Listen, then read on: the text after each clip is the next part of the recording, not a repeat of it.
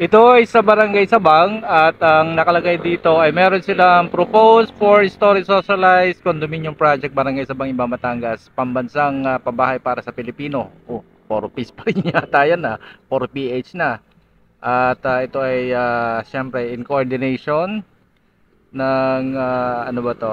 Human Settlements and Urban Development, Department of Human Settlements and Urban Development. Siyempre ang Pag-ibig, usually yan yung may funding para dyan. Tapos ang Bagong Ibaan at yung programa ni Pangulong Marcos, Pambansang Babae para sa Pilipino. So dito yan sa Barangay Sabang, kung tandaan nyo ring lugar na rin, ano. Tsaka katabila ang pasok niya sa may gasolinahan. Ano ga ito? Uno Gasoline Station.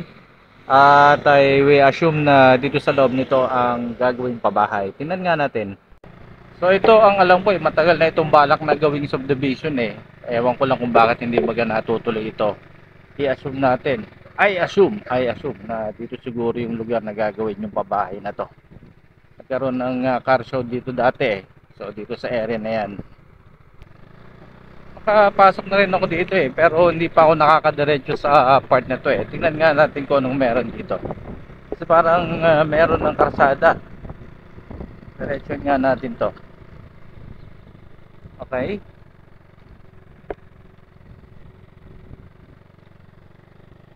Okay, so meron nga siyang karsada dito. At yun no, siguro tangke ng tubig yan. Ginapangan na ng damo. Pakyat. Ayan.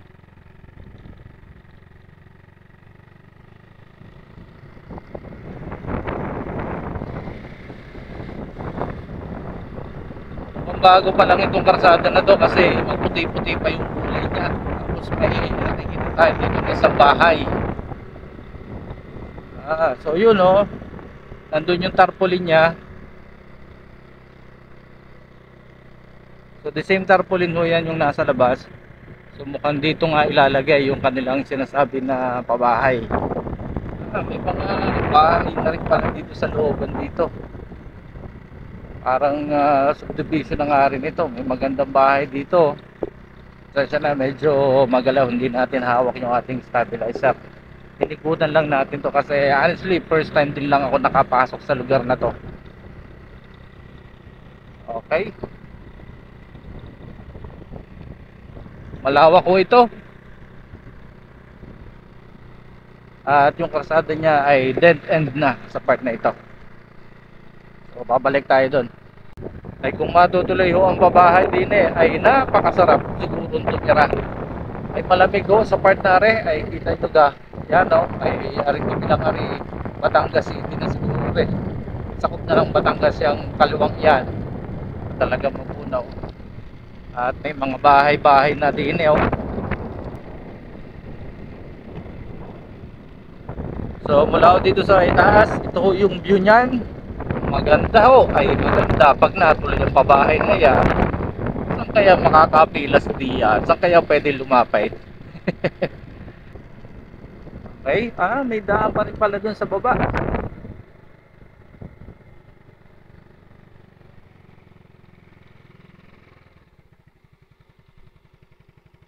Ayun. So saan kaya galing ito? Siguro dun sa ano, diretso dun. Kasi may daan dun na papasok dun eh. Kumanan lang tayo, papasok ng subdivision. So meron pala dito. So kalahin nyo no, talagang minsan para tayo nagiging dayuhan sa sariling bayan. Hindi kasi natin alam eh. Ako lately din uli ako nakakapag-explore lang dito. Kalsada na. Ito yung sinasabi ko na tangke ng tubig kanina.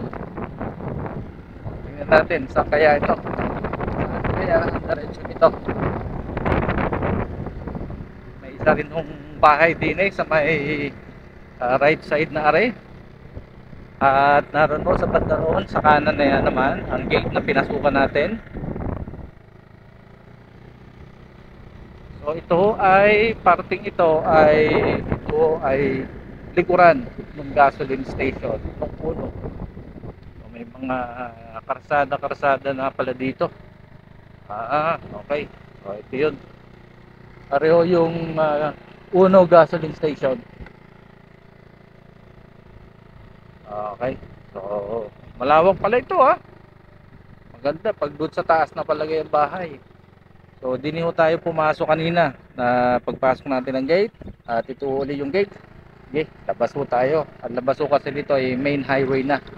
Yung barangay Sabang. Galing na Batangas City. Punta ng Ibaan, Rosario, San Juan. So, ito ang Uno Fuel.